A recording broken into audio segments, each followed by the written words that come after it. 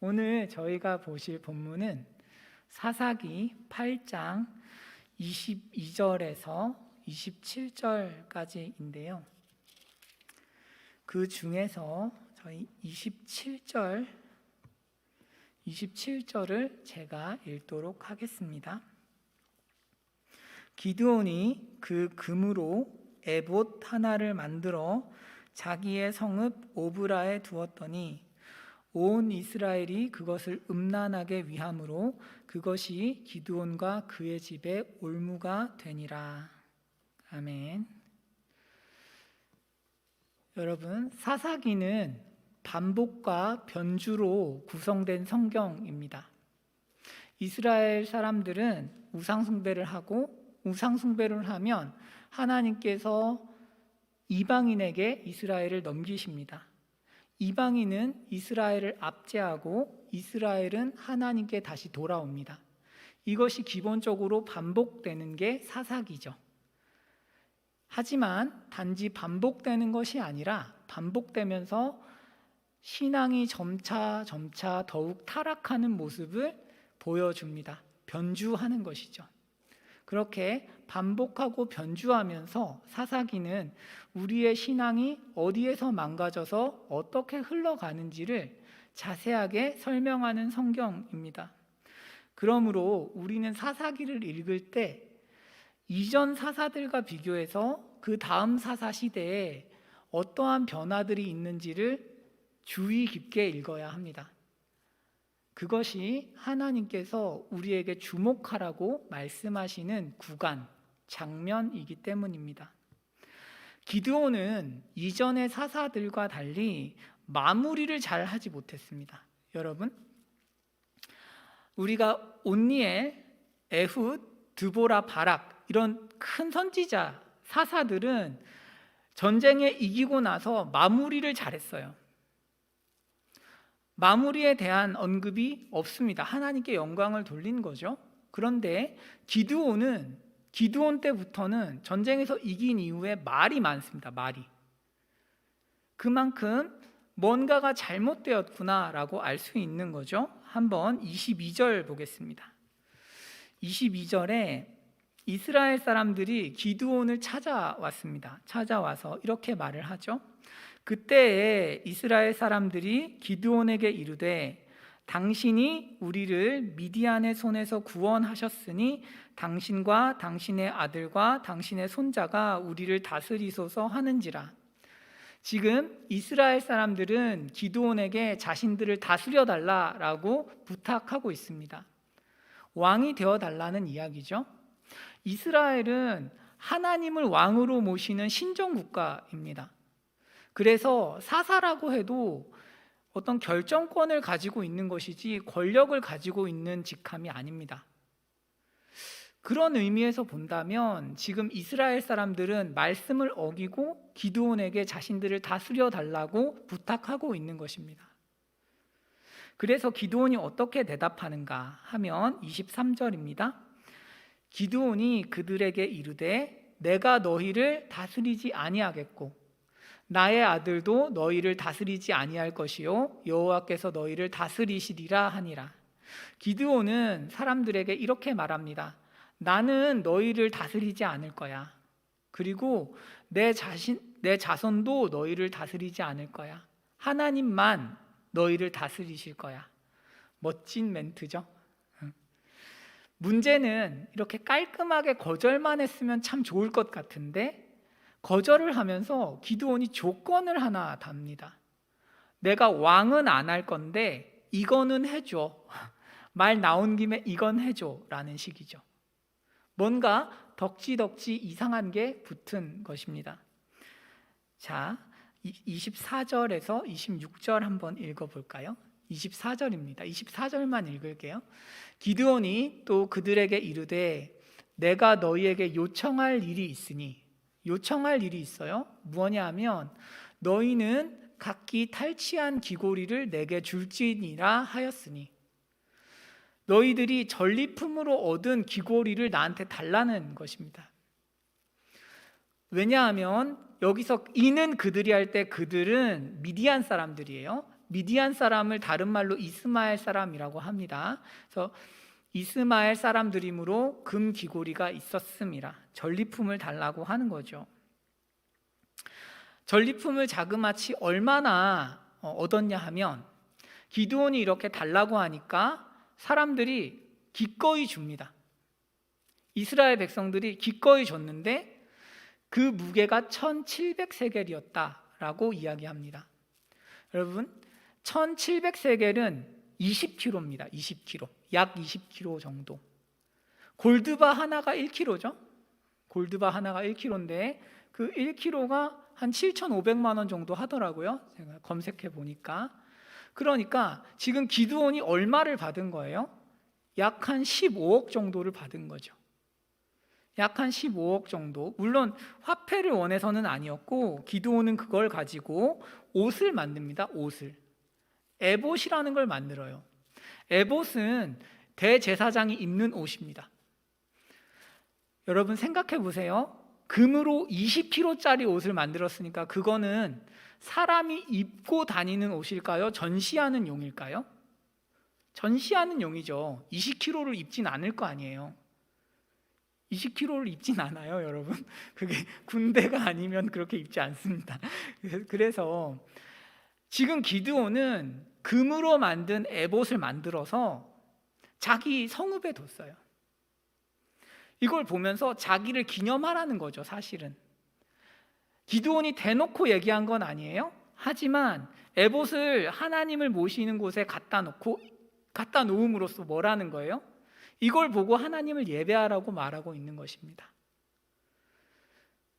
여러분들이 그 당시 이스라엘 사람이셔서 예배하러 갔다고 해봅시다. 그러면 화려한 금 에봇이 보이니까 간 사람들은 이렇게 질문하지 않겠어요? 저건 어떻게 해서 만들어졌어? 와, 멋있다. 저건 뭐야? 누가 만든 거야? 아, 기드온이라는 사람이 미디안에게 이겨서 금을 모아서 만든 거야. 이렇게 말하지 않겠어요? 금 에봇을 보는 사람마다 그것의 유래와 그것을 만든 사람에 대해서 물었을 것이고 설명해 줬을 것입니다. 그러니까 계속해서 누구의 이야기가 회자되겠어요? 기드온이죠. 하나님도 물론 회자되겠지만 기드온도 함께 회자되는 것입니다. 기드온이 지금 뭐 하고 있어요? 함께 영광을 취하고 있는 거예요. 하나님만 받으셔야 하는 영광을 기드온도 함께 받고 있는 것입니다. 우상숭배죠. 우상숭배. 전도서에 보면 이런 말씀이 있어요. 해 아래에 새 것이 없다. 지금 금 에봇을 만든 사건은 사실 광야에서 한번 일어났던 사건과 아주 흡사합니다. 아론이 만든 금송아지 사건입니다. 자, 한번 보실까요? 출애굽기 32장인데요. 앞에 보시면 이렇게 되어 있습니다. 아론이 그들에게 이르되 너희의 아내와 자녀의 귀에서 금고리를 빼어 내게로 가져오라 라고 했어요.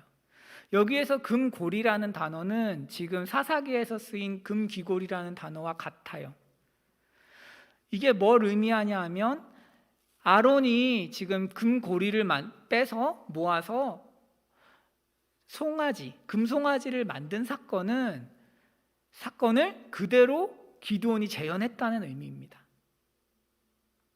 아론이 이렇게 얘기한 거예요. 이걸 가리키면서, 송아지를 가리키면서 이스라엘아, 이는 너희를 애굽 땅에서 인도하여 낸 너희의 신이다. 금송아지가 여호와라는 것입니다. 금송아지가 너희를 인도해낸 신이야 라고 우상숭배를 했어요. 그리고 사사기에서도 동일하게 기드온이 금 에봇을 만들어서 이렇게 이야기하는 거예요. 이 금 에봇이 너희를 구원한 신이다 라고 이야기하고 있는 것입니다. 그래서 하나님과 기드온이 같이 영광받고 있는 거죠. 결과적으로 이렇게 기드온이 악하게 구니까 혹은 철없이 굴었기 때문에 이스라엘은 다음 같은 결과를 맞이합니다. 27절 보시면 이렇게 되어 있습니다. 기드온이 그 금으로 에봇 하나를 만들어 자기의 성읍 오브라에 두었더니 온 이스라엘이 그것을 음란하게 위함으로 그것이 기드온과 그의 집에 올무가 되니라. 우상 숭배를 기드온을 통해서 다시 이스라엘 민족은 시작했습니다. 다시 시작된 우상 숭배입니다. 전쟁에서 이겼지만, 미디안에게서 벗어났지만 이스라엘 민족은 하나님께 돌아가지 않습니다. 하나님께 돌아가지 않아요. 이것이 기드온 시대가 이전의 사사들에 비해서 더 어두운 이유입니다. 기드온은 진짜 적이 누구인지, 정말로 이겨야 하는 전쟁이 무엇인지를 전혀 알지 못했어요. 기드온이 정말 이겨야 하는 전쟁은 우상 숭배였습니다. 단순히 미디안에게서 이기는 게 아니라 자신을 영광받게 하고 뭔가 자신을 뛰어나게 보이는 그런 우상, 자기 의와의 싸움이었습니다. 하지만 기드온은 이를 전혀 인식하지 못하고, 그러니까 전쟁도 이길 수가 없죠. 여러분, 우리도 기드온처럼 적을 알아보지 못할 때가 적지 않습니다. 많은 경우 우리는 눈앞에 닥친 문제가 내 인생에 고통을 주는 원인이고 문제라고 생각합니다. 직장에서의 어려움, 배우자를 구하는 데 겪는 어려움, 진로 문제가 잘 풀리지 않을 때의 어려움, 가정에서 남모르게 고통받는 나의 상황, 재정적인 어려움, 그리고 사람들과의 관계의 문제에서 내가 겪고 있는 어려움 등등이 나를 괴롭히는 주범이라고 생각합니다. 그래서 우리는 때로 이런 생각을 하기도 하죠. 조금만 더 좋은 직장에 갔었더라면 어땠을까?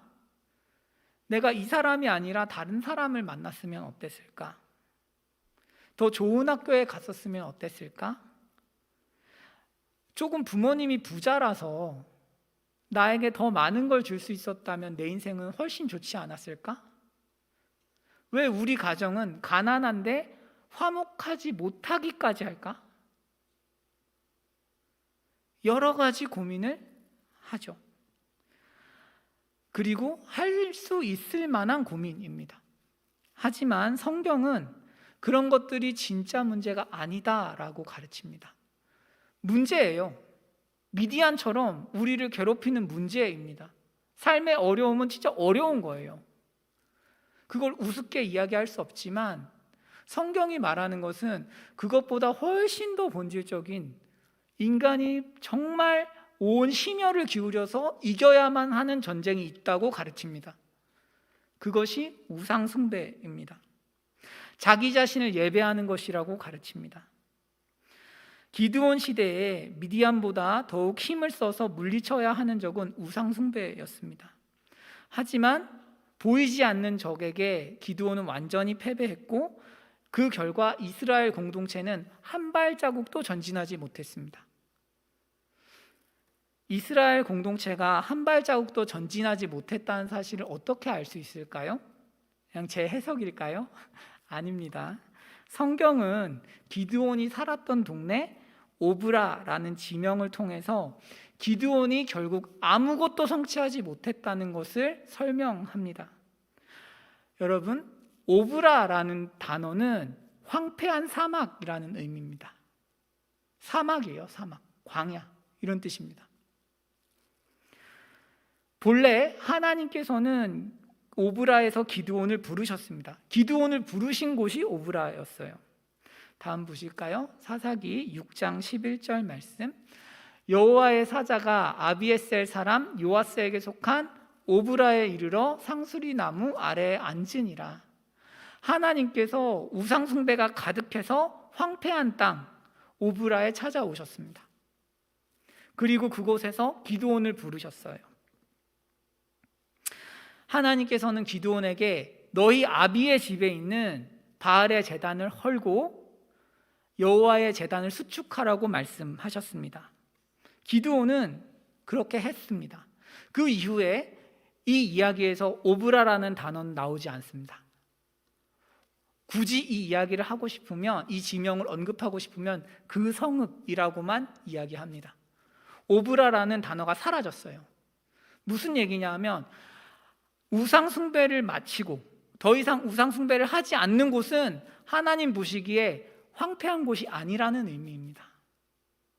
하나님 보시기에 황폐한 곳은 우상 숭배가 있는 곳이고, 하나님 보시기에 황폐하지 않은 곳은 우상 숭배가 끝나고 여호와의 제단에서 예배를 드리는 곳입니다.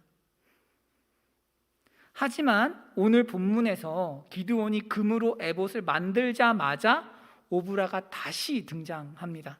다음 보실까요? 8장 27절. 그렇죠? 자기의 성읍 오브라에 두었습니다. 그동안 그 성읍, 이렇게 언급되던 성읍이 다시 오브라, 사막으로 등장한 것입니다. 아마도 이스라엘 사람들은 오브라에 있는 금 에봇을 보면서 황폐함이라는 감정을 결코 느끼지 않았을 거예요. 화려함, 아름다움, 멋짐, 위대함, 이런 것들을 느꼈겠죠.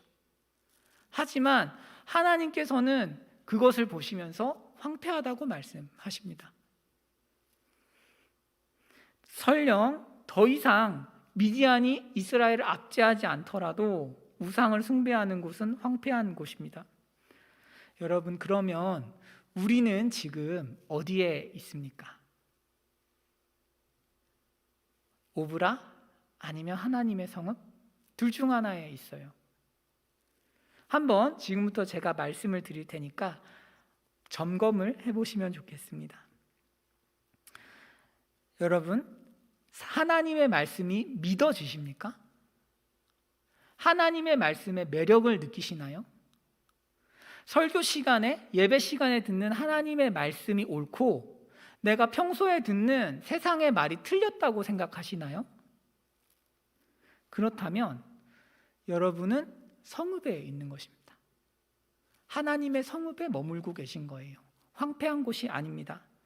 비록 어려운 삶이 있고 어려움이 삶을 짓누르더라도 우상 숭배를 멈추고 하나님의 말씀을 믿고 신뢰하고 순종하고자 한다면 그곳은 황폐한 곳이 아닙니다. 내 눈에 내 삶이 아무리 황폐해도 황폐한 곳이 아닙니다.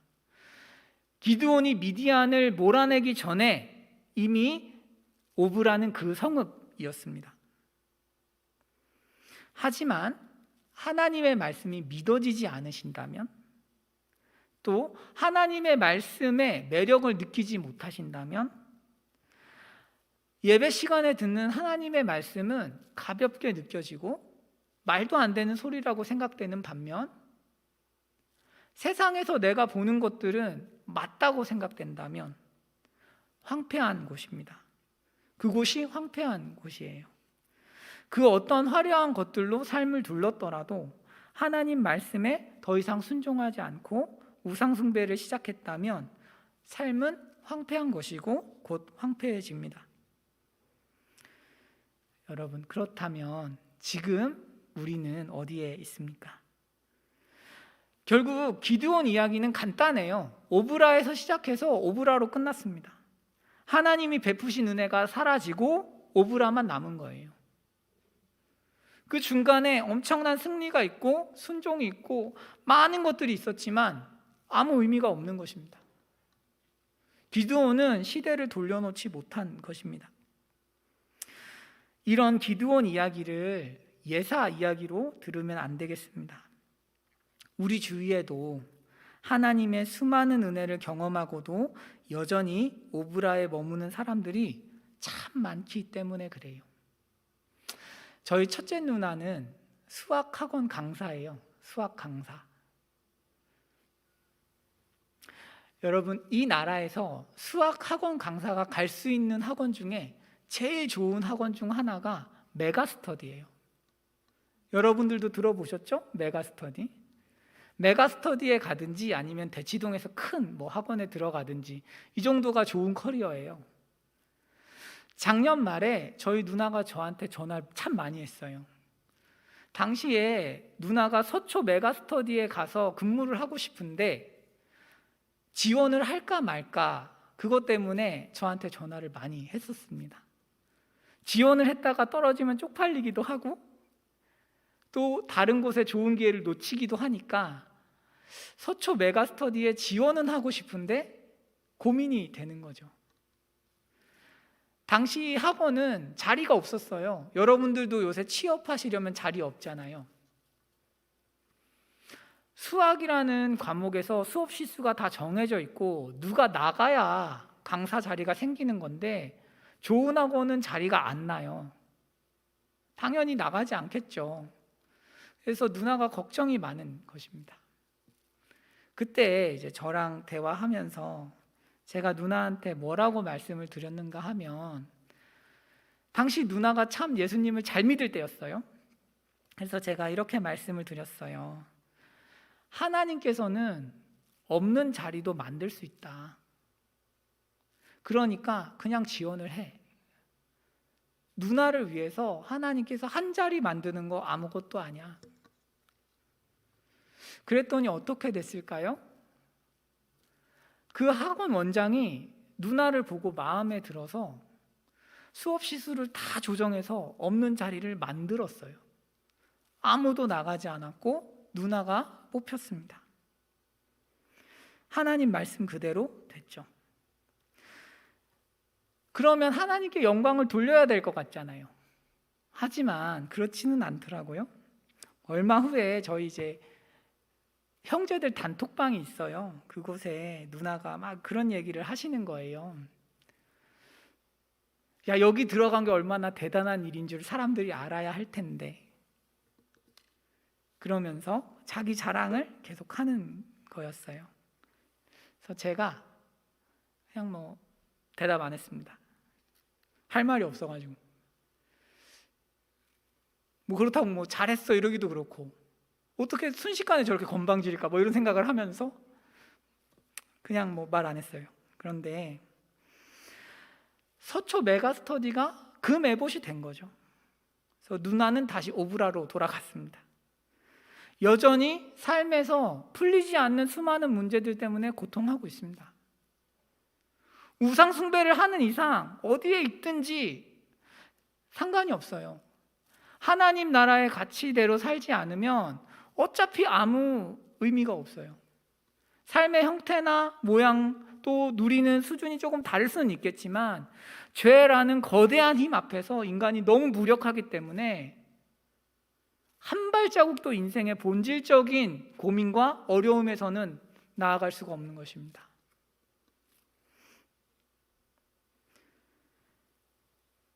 여러분, 여기서 우리는 이런 질문을 던질 수 있어요. 제가 저희 누나를 막 비판하려고 예시를 쓴 게 아니고 저희 누나는 제가 예로 써도 별로 억울할 사람이 아니어서 쓰는 거예요. 제가 보통 예화를 쓸 때는 여러분 제가 성별을 바꾸거나 그렇게 말씀을 드리는 거예요. 괜히 혹시 누군지를 알면 안 되잖아요. 여러분들도 언젠가 제가 설교하다가 이렇게 예화로 들면 꼭 기분 좋겠어요? 안 좋을 수도 있으니까 다 바꿔서 해요. 나이도 바꾸고. 근데 그거는 어쩔 수 없는 거라고 여러분들 이해해 주세요. 제가 거짓말하는 게 아니고 그분을 보호해야 하니까. 자, 하여튼 사람은 하나님의 도우심을 경험한 이후에 마음이 그렇게 교만해지기가 쉬워요. 왜 그럴까요? 왜? 사람이 악해서냐 단순히 그렇게만 볼 건 아니고요. 하나님이 일하시는 방식이 있기 때문에 그래요. 여러분, 하나님께서 우리를 축복하실 때는 우리가 가만히 앉아 있으면 축복을 받는 게 아니에요. 하나님께서 우리에게 축복하시려면 말씀하세요. 그리고 순종을 요구하세요. 믿음을 요구하시고 최대한의 노력과 최선의 지혜를 구하라고 끊임없이 압박하세요. 그 과정에서 엄청난 힘겨움이 있어요. 하나님께서 나한테 뭔가 은혜를 주신다고 할 때 우리가 가만히 있고 아무 투쟁 없이 이루어지냐? 절대 그렇지가 않아요. 우리 나름의 믿음의 반응을 계속 요구하시고 그것을 결국 이끌어내서 사람을 축복하세요. 그래서 사람이 착각하는 거예요. 자기가 한 줄 알고.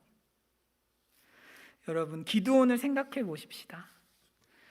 기드온이 제가 앞에서 나쁜 이야기만 했어요. 하지만 잘 생각해 보시면 기드온 정말 탁월한 사람이에요. 큰 위험을 감수하고 목숨 걸고 아버지 집에 있는 바알의 제단을 그날 헐었어요. 바알의 제단을 헐고 여호와의 제단을 쌓았다가 죽을 뻔한 사람이 기드온이에요. 엄청난 거죠. 엄청난 위험을 감수했어요. 그리고 미디안 사람들 앞에서는 이런 일이 있었습니다. 미디안 사람들하고 싸우러 갈 때 32,000명이 있었어요. 그런데 하나님이 300명만 데리고 가라니까 정말 300명만 데리고 갔어요. 기드온이 대단하죠. 100분의 1도 안 되는 병사를 이끌고 누가 가겠습니까? 그리고 기드온은 전쟁이 끝나고 메인 전투가 끝나고 피곤하지만 추격해서 미디안 왕들을 잡아요. 하나님이 걔네 잡으라고 말씀 안 했어요. 하지만 기드온이 자발적으로 미디안 왕들을 잡으러 간 거예요. 피곤함도 감수했어요. 엄청난 거 아니에요? 기드온이라는 인물이 적어도 그 순간만큼은 엄청나게 애쓰고 노력한 거죠. 앞서서 저희 누나 이야기도 그래요. 서초 메가스터디의 홈페이지를 가면 여자 수학 강사는 누나 한 명밖에 없어요. 다 남자예요. 그 남자분들 틈 바구니에서 여자로서 강사가 되기까지는 엄청난 노력이 있는 거죠. 아이들을 정말 정성스럽게 대하고 강의 준비를 열심히 하고 잠을 아껴가면서 수업 준비를 하고 그랬기 때문에 그 자리까지 간 거죠. 그러니까 사실 저는 누나 마음도 이해가 가요. 누가 좀 알아봐 줬으면 좋겠다. 이걸 하느라고 내가 얼마나 고생했는데 라는 생각이 기드온도 들고 누나도 드는 거죠. 우리도 그렇지 않습니까? 우리도 하나님에게서 뭔가를 받고 순종하고 열심히 신앙생활하고 그래서 하나님이 내 삶에 뭔가를 주시면 축복을 받으면 때로는 자랑하고 싶지 않으세요? 봐, 그때 너희는 순종 못했어. 나는 했어. 나는 헌신했고 그래서 내가 이런 복을 받았어 라고 때로는 우리가 얘기하고 싶고 그렇게 이야기하기도 하죠. 그래서 사람은 무언가를 이루고 나서 이런 멘트를 한다는 거예요. 하나님은 이렇게 말씀하십니다. 신명기 8장 17절인데요. 이렇게 되어 있습니다. 너희들이 이제 가서 가나안 땅에 가면 재물을 얻을 건데 그때 너희는 이렇게 말할 거야. 내 능력과 내 손의 힘으로 내가 이 재물을 얻었다 말할 것이라. 하나님께서 은혜를 주셔서 줬다고 말을 안 한다는 의미죠. 내가 잘나서 이걸 얻은 거야 라고 말할 거야 라고 하나님 말씀하시면서 그러지 말라고 그 다음 절에서 이렇게 말씀하세요. 내 하나님 여호와를 기억하라. 그가 내게 이 재물을 얻을 능력을 주셨습니다. 무슨 이야기예요? 열심히 한 게 은혜라는 거예요. 다른 사람이 하지 못했던 헌신과 다른 사람이 하지 못했던 결단과 다른 사람이 하지 못했던 보지 못했던 길을 찾아낸 게 전부 은혜였다는 거예요. 다른 사람은 나만큼 성실하지 않아 라고 생각할 때 또는 다른 사람은 나처럼 신실하지 않아 다른 사람은 나처럼 충성스럽지 않고 다른 사람 나처럼 지혜롭지 않아 라는 생각이 들어서 결국은 나에게 영광을 돌리려고 할 때 하나님이 말씀하시는 거예요.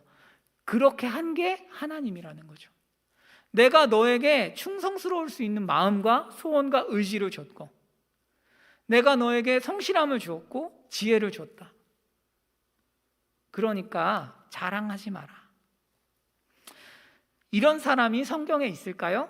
있죠. 바울 사도가 있죠. 한번 보시죠. 바울은 다음처럼 고백합니다. 그러나 내가 나된 것은 하나님의 은혜로 된 것이니. 뭐가 됐다는 것일까요? 내게 주신 그 은혜가 헛되지 아니하여 내가 모든 사도보다 더 많이 수고하였으나. 여러분, 이거는 바울이 1대1로 대화하면서 한 말이 아니에요. 제가 여러분들이랑 1대1로 대화할 때는 살짝 과장할 수도 있죠. 과장하면 안 되지만 때로는 과장할 수 있어요. 말이라는 게 실수할 수 있으니까. 그런데 이거는 기록이죠. 글이에요. 수많은 사람들이 보는 글이에요. 여기에서 당당하게 내가 모든 사도보다 더 많이 수고했대요. 엄청난 자신감 아닙니까? 누가 그렇게 얘기할 수 있겠어요? 그런데 바울은 이견의 여지가 없다는 거예요. 모든 사도들이 나를 봐도 내가 더 많이 했다는 것을 그들도 인정할 거야. 자신감이 있는 거죠. 왜 그렇게 자신이 할 수 있었는지를 밝힙니다. 이게 놀라운 거죠. 내가 한 것이 아니다.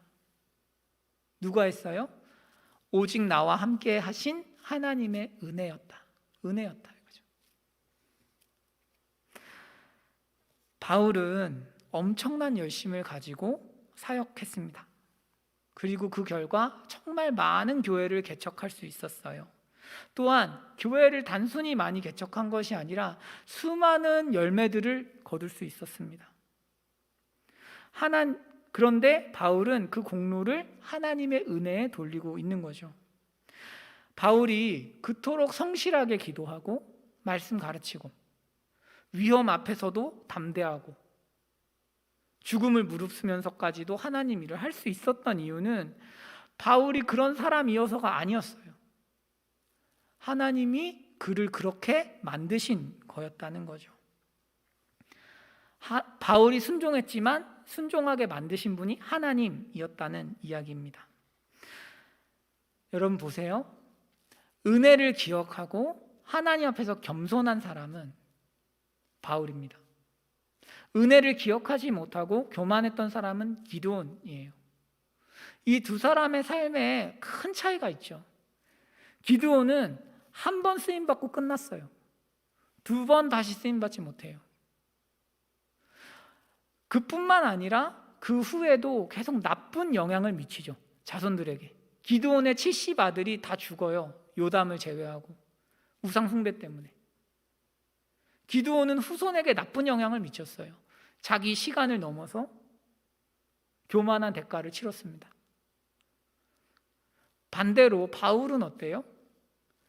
반영속적으로 2000년이 지난 지금까지도 좋은 영향을 미치죠.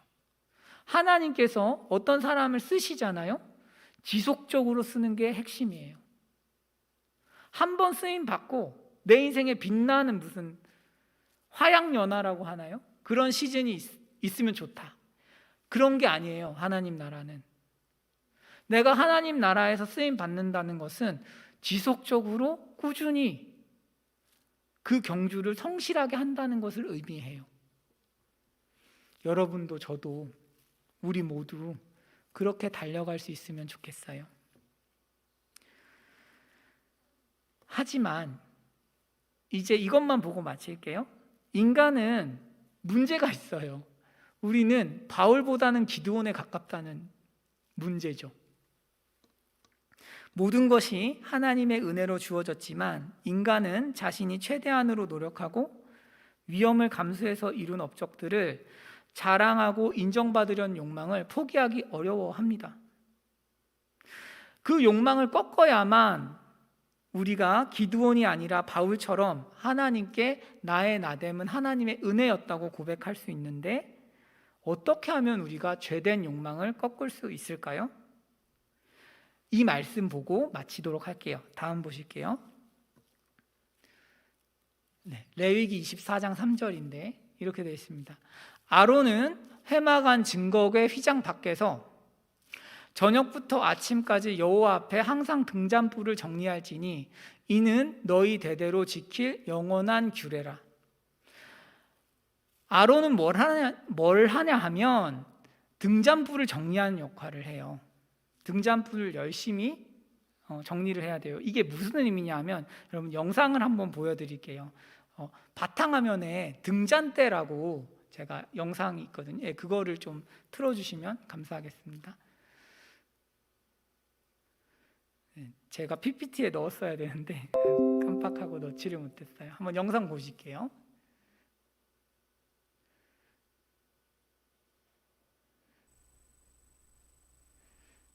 네, 이스라엘 등잔대가 저렇게 생겼거든요. 자, 여러분들 초 방향을 잘 봐주세요. 촛불의 방향입니다. 등불의 방향.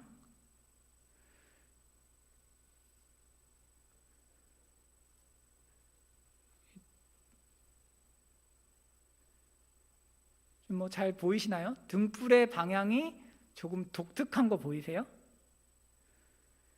가운데는 정중앙에 있고요. 좌우는 정중앙을 바라보게 되어 있죠. 촛불이.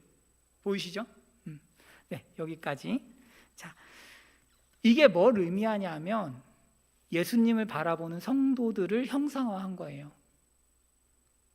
이해 가실까요? 제가 설명 많이 해서 이게 이렇게 돼서 이렇습니다 말씀드리고 싶은데 그러면 설교가 너무 길어져 가지고 오늘은 여기서 만족하시면 좋겠습니다. 나중에 가르쳐 드릴게요. 그런데 핵심은 뭐냐면 중앙에 예수님이 계세요. 그리고 좌우에 성도를 표상합니다. 그러니까 성도들은 뭐 해야 돼요? 예수님을 바라봐야 돼요. 그거 하는 역할이 뭐예요? 아론이 그걸 하는 거예요. 자, 정리할게요. 고대 근동 지역은 지진이 많이 나는 지역이었어요. 그래서 자고 일어나면 촛불이 다 흔들려요. 이해 가실까요? 그러니까 우리 입장에서는 왜 그렇게 등불을 계속 관리해야 돼? 라고 생각하실 수 있지만 그렇지 않아요. 계속 흔들려요. 그래서 지속적으로 이것을 돌려주지 않으면 촛불이 중앙을 보지 않아요. 그 역할을 아론이 하는 거예요. 지금 우리에게 대제사장은 누구예요? 예수님이죠. 우리가 복음을 듣고 믿을 때 예수님이 우리를 어떻게 하시는 거예요? 정렬하시는 거예요. 하나님을 바라볼 수 있도록, 죄된 욕망을 꺾을 수 있도록. 다시 말해서 인간은 스스로의 힘으로 하나님을 경배할 수 없어요. 예배를 드려야 돼요. 그리고 그 안에서 복음을 만나야 돼요. 그럴 때 우리를 향해서 계속해서 생각하던 그런 자아가 하나님을 향해서 올라가기 시작하는 거예요. 그래서 예배 시간에 살아계신 하나님의 말씀을 만나지 못하는 사람은 절대로 하나님께 밖에 나가서 영광 돌릴 수가 없어요. 기드온이 예배 드렸다는 말이 없어요. 전쟁이 끝나고 예배 드렸다는 말이 없어요. 이게 위험한 거예요.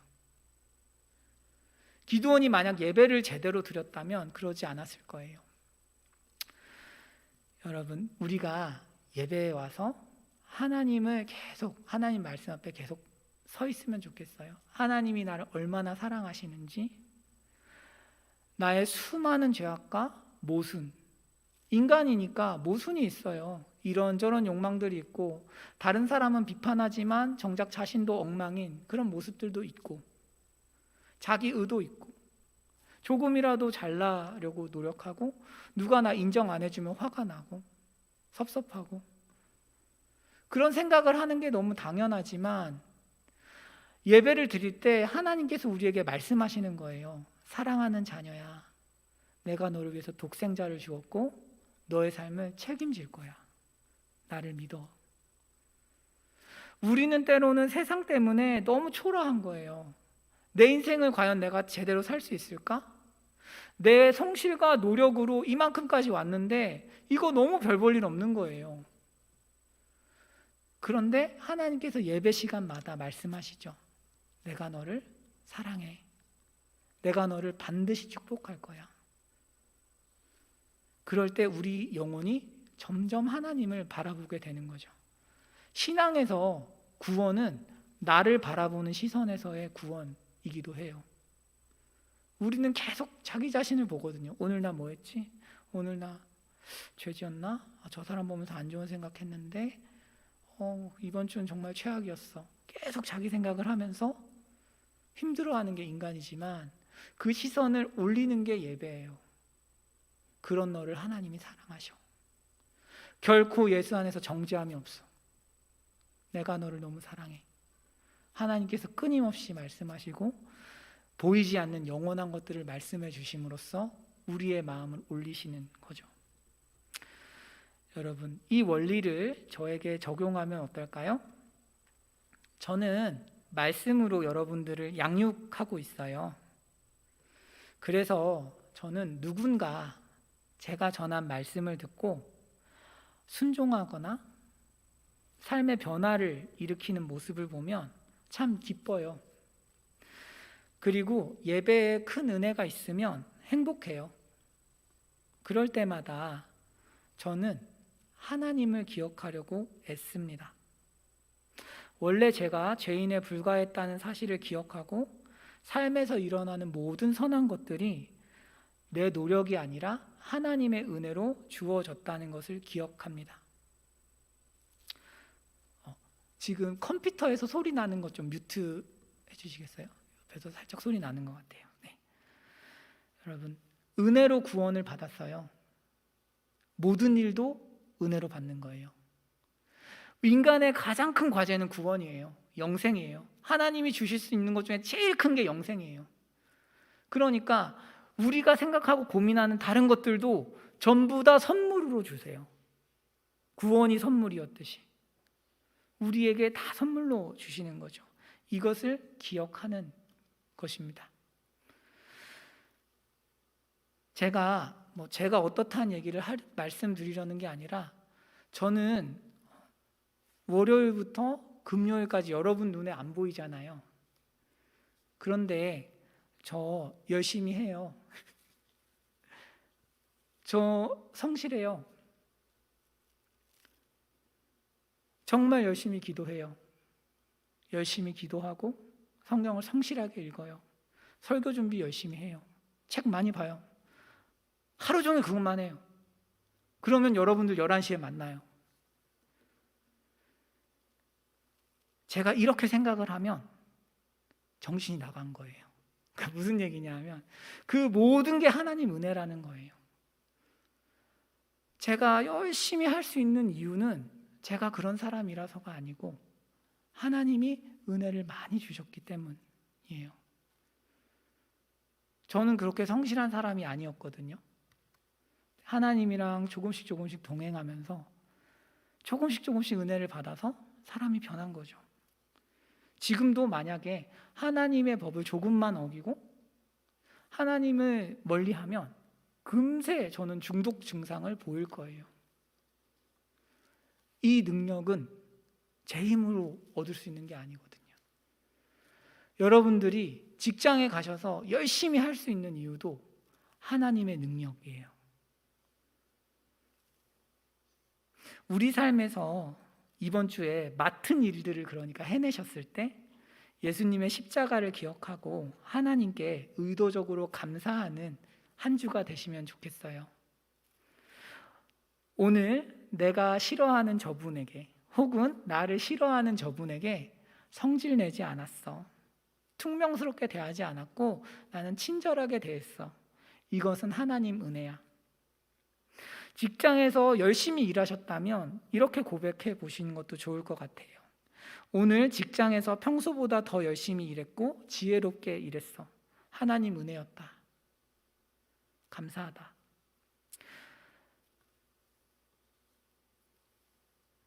우리가 이렇게 고백하고 하나님께 영광을 돌릴 때 우리의 삶은 오브라로 다시 돌아가지 않고 성읍에 머물게 될 것입니다.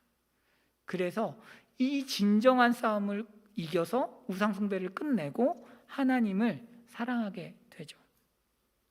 그리고 그런 사람은 자기만 하나님을 보게 하는 것이 아니라 또 다른 대제사장으로서 세상에서 또 다른 대제사장으로서 사람들의 시선도 하나님에게로 돌리는 사람이 되겠죠. 여러분, 우리가 한 주 동안 직장, 학교, 교회, 가정에서 등등 친구 관계에서 칭찬도 들으실 거예요. 칭찬 들으시죠?